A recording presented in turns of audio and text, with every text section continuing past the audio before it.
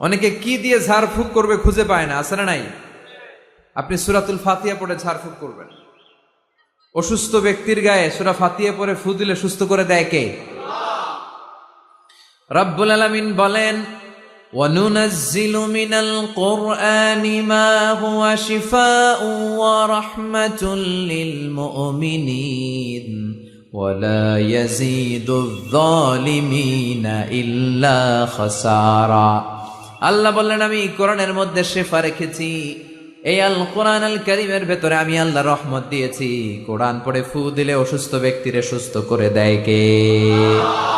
আপনি যেই কোনো রোগে আক্রান্ত হন না কেন, আপনি যদি সূরা ফাতিহা পড়ে ফু দেন, সুস্থ করবে কে? বিশ্বাস হয় না সন্দেহ লাগে? যাদের বিশ্বাস হয় তাদের ফুতে কাজ হয়ে যাবে, আর যাদের সন্দেহ লাগে এরা 1000 বার ফু দিলেও কোনো কাজ হবে না।